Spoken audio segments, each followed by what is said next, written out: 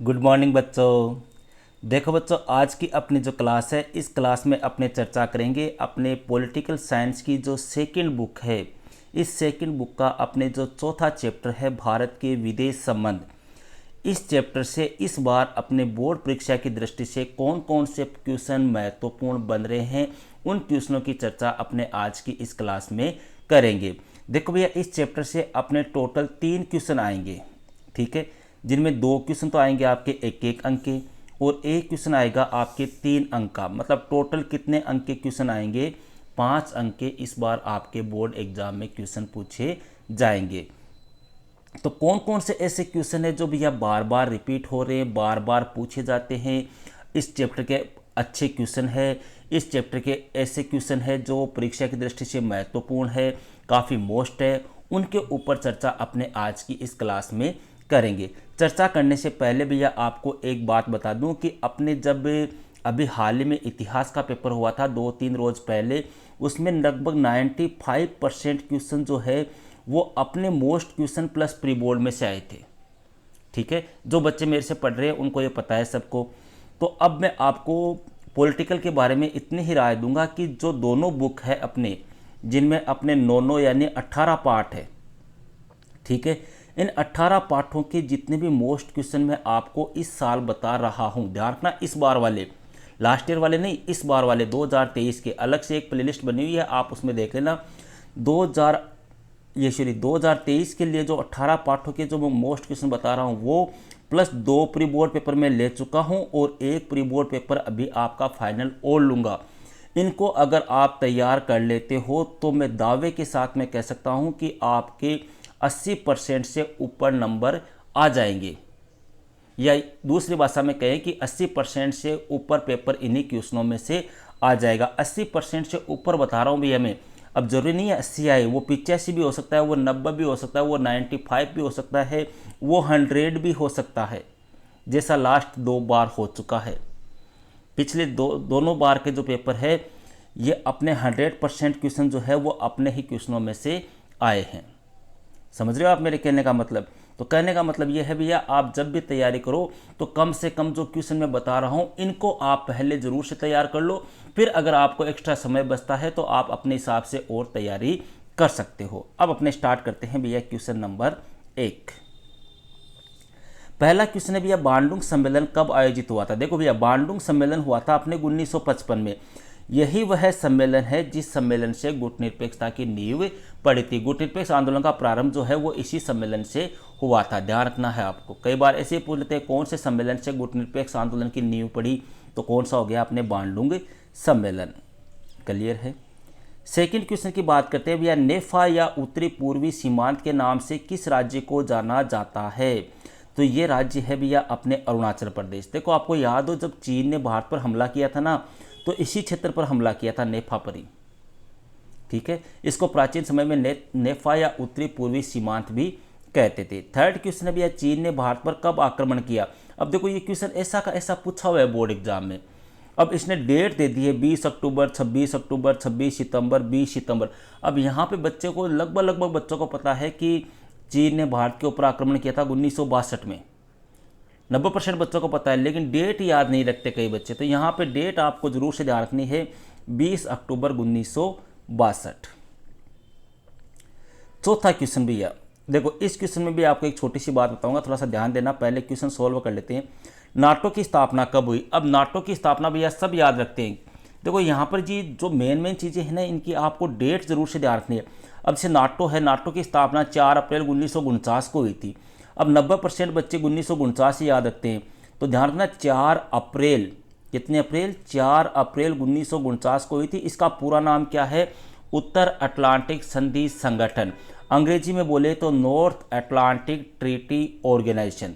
अंग्रेजी में भी आपको ध्यान रखना है, कई बार आपको सीधा दे देगा एबेसडा वाले क्वेश्चन के रूप में कि नाटो का पूरा नाम लिखिए, फिर चारों ऑप्शन इंग्लिश में दे देगा।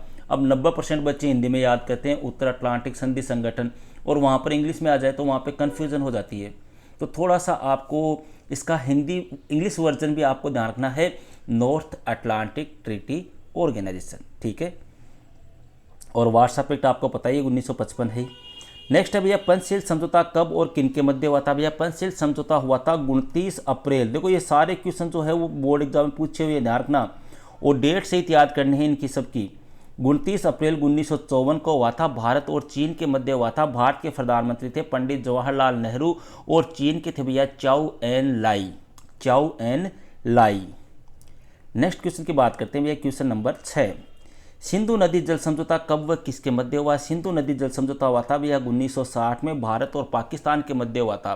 भारत के थे पंडित जवाहरलाल नेहरू और पाकिस्तान के थे general Ayub Khan, general Ayub Khan. Next है भैया तिब्बत के किस धार्मिक नेता ने कब भारत में शरण ली थी?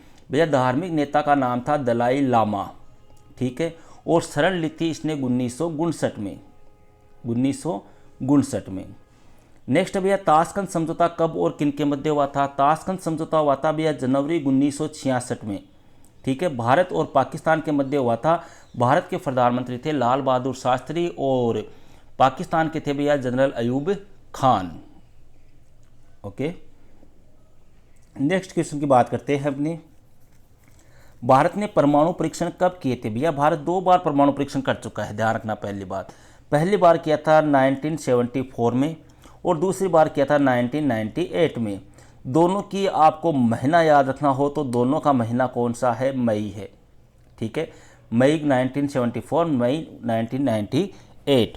प्रधानमंत्री पूछ ले तो भैया इस समय तो थे इंदिरा गांधी और इस समय थे अपने अटल बिहारी वाजपेयी। नेक्स्ट क्वेश्चन की बात करते हैं भैया, क्वेश्चन नंबर 10। सीटीबीटी व एनपीटी का पूरा नाम लिखिए। देखो सीटीबीटी का मतलब हो गया भैया कॉम्प्रेसिव टेस्ट ब्रेन ट्रीटी, ठीक है। हिंदी में अपने बात करें तो परमाणु परीक्षण प्रतिबंध संधि, वो तो कौन सी हो गई? सीटीबीटी, परमाणु परीक्षण प्रतिबंध संधि। और एनपीटी का पूरा नाम हो गया परमाणु अप्रसार संधि, परमाणु अप्रसार संधि। क्लियर है? क्वेश्चन नंबर 11वां है भैया शिमला समझौता कब और किन के मध्य हुआ था? शिमला समझौता हुआ था भैया 1971 के युद्ध के बाद, अर्थात 1972 में हुआ था। भारत और पाकिस्तान के मध्य हुआ था। भारत के प्रधानमंत्री इस समय थे अपने इंदिरा गांधी थे, ठीक है, और पाकिस्तान के इस समय थी जुल्फ़िकार अली भुट्टो, ठीक है। क्वेश्चन नंबर 12, प्रथम एफ्रो एशियाई एकता सम्मेलन कब और कहाँ हुआ? इसकी प्रमुख विशेषताएं बताइए। देखो भैया प्रथम एफ्रो एशियाई एकताई सम्मेलन, यह सम्मेलन हुआ था भैया बांडुंग में। कहाँ पे हुआ था? बांडुंग में हुआ था। और कब हुआ था? 1955 में हुआ था। सम्मेलन की विशेषता की बात करें तो इस सम्मेलन से भैया अभी मैंने आपको बताया कौन से आंदोलन की नींव पड़ी? गुटनिरपेक्ष आंदोलन की नींव पड़ी। इस सम्मेलन में भाग लेने वाले देशों ने इंडोनेशिया में नस्लवाद और दक्षिण अफ्रीका में रंगभेद की नीति का क्या किया था? विरोध किया था। मतलब गुटनिरपेक्ष आंदोलन की नींव पड़ी, नस्लवाद का विरोध हुआ, दक्षिण अफ्रीका में रंगभेद की नीति का विरोध हुआ। ये 3-4 विशेषताएं आपको ध्यान रखनी है। क्वेश्चन नंबर 13वां क्वेश्चन है भैया कारगिल संघर्ष के बारे में आप क्या जानते हैं? देखो कारगिल की लड़ाई आपको सबको पता है 1999 में हुई थी, 1999 में, ठीक है। देखो सन 1999 को भैया अपने बात करें तो भारतीय जो सीमा रेखा है उस सीमा रेखा के कई ठिकाने जैसे द्रास है, मास्को, काक्सर, बतालिक, इन पर जो है वो मुजाहिदीन बताने वालों ने कब्जा कर लिया और पाकिस्तानी सेना ने इसमें मिलीभगत की, एक प्रकार से पाकिस्तानी सेना ने इनकी क्या की? मुजाहिदीनों की सहायता की। तब दोनों देशों के बीच में भैया एक प्रकार से युद्ध छिड़ गया और इसी युद्ध को बोलते हैं कारगिल संघर्ष। 26 जुलाई 1999 तक भारत जो था उसने अपने लगभग वापस जितने भी ठिकाने थे उनके ऊपर वापस क्या कर लिया? अपना अधिकार कर लिया। यही था कारगिल संघर्ष, ठीक है। नेक्स्ट क्वेश्चन की बात करते हैं भैया, क्वेश्चन नंबर, देखो ये सारे क्वेश्चन जो है वो मैंने आपको जब चैप्टर पढ़ाया था सब चीज़ें आपको डिटेल से समझाई हुई है, सारे आपको नोट्स मेरे लिखाए हुए हैं, सारे चैप्टर के नोट्स की PDF आपको टेलीग्राम ग्रुप में उपलब्ध कराई हुई है। तो मेरे ख्याल से आपको ज़्यादा कोई विशेष दिक्कत नहीं होनी चाहिए। यहाँ पर सिर्फ मैं आपको मोटे मोटे क्वेश्चन बता रहा हूँ, ठीक है। 14वां क्वेश्चन है भैया भारत की विदेश नीति के प्रमुख लक्ष्य या उद्देश्य बताइए। देखो भारत की विदेश नीति के चाहे लक्ष्य पूछ ले या उद्देश्य पूछ ले भैया, दोनों एक ही बात है। तो लक्ष्य या उद्देश्य क्या है? देखो जैसे पहला तो अपने कह दे कि शांतिपूर्ण सहअस्तित्वता पंचशील के आदर्शों को बढ़ावा देना, ठीक है। इसके अलावा अंतर्राष्ट्रीय शांति व सुरक्षा का समर्थन करना, पारस्परिक झगड़ों को शांतिपूर्ण समाधान करना, इसके अलावा शस्त्रों की होड़, इसके अलावा निशस्त्रीकरण का समर्थन करना, इसके अलावा विश्वव्यापी तनाव को दूर कर कर पारस्परिक समझौते को बढ़ावा देना, साम्राज्यवाद, उपनिवेशवाद है, नस्लवाद है, फर्तकतावाद है, सैन्यवाद है, इनका विरोध करना। इस प्रकार की कोई भी आपको कम से कम 4 से 5 उद्देश्य या लक्ष्य ध्यान रखने हैं। लास्ट और फाइनल क्वेश्चन भैया, लास्ट क्वेश्चन है अपने भारत और चीन के मध्य टकराव के कोई 3 कारण और इस टकराव को दूर करने हेतु कोई 3 सुझाव दीजिए। देखो भैया, भारत और चीन शुरू से ही अपने बात करें भैया, भारत और चीन के मध्य जो संबंध रहे हैं वो शुरू से, मतलब आज़ादी के समय से भारत और चीन के मध्य के जो संबंध थे वो काफ़ी मधुर संबंध थे, समझ रहे हो। मतलब भारत और चीन जो थे वो एक प्रकार से एक नारा फेमस हुआ था, हिंदी चीनी भाई भाई, इस प्रकार का एक नारा था। लेकिन धीरे धीरे इन संबंधों में भैया टकराव उत्पन्न हो गया, और वो टकराव क्यों हुआ था, उसके क्या कारण थे। तो देखो, सबसे पहला कारण तो अपने दे सकते हैं दोनों देशों के मध्य सीमा विवाद, और सीमा कौन सी लगती है इनके मध्य आपको पता है, ठीक है। तो दोनों देशों के मध्य पहला तो क्या हो गया, सीमा विवाद हो गया। दूसरा अपने तनाव का कारण दे दे तिब्बत की समस्या, इनको हेडिंग बना के करना है भैया आपको, ठीक है, मैं आपको सिर्फ पॉइंट बता रहा हूँ मोटा। तीसरा अपने मानचित्र से संबंधित समस्या। तो ये 3 तो क्या हो गए, टकराव के कारण हो गए। अब टकराव को दूर करने हेतु उपाय की बात करें तो दोनों पक्ष जो है वो सीमा विवाद के निपटारे के लिए आपस में बातचीत जारी करें, एक प्रकार से शांति बनाए रखें। इसके अलावा चीन के सांस्कृतिक आदान प्रदान, हमें चीन के साथ सांस्कृतिक आदान प्रदान को बढ़ावा देना चाहिए, पंचशील समझौते का पालन करना चाहिए, चीन के साथ द्विपक्षीय व्यापार में वृद्धि करने का प्रयत्न करना चाहिए, दोनों देशों के नेताओं को एक दूसरे देश का दौरा करना चाहिए। इस प्रकार की कोई भी 4-5 आप सुझाव दे सकते हो। तो ये थे भैया अपने पॉलिटिकल साइंस की सेकंड बुक के चैप्टर 4 के इस बार बोर्ड परीक्षा की दृष्टि से बनने वाले महत्वपूर्ण क्वेश्चन। ओके भैया, तो मिलते हैं नेक्स्ट वीडियो में नेक्स्ट टॉपिक के साथ। That's all.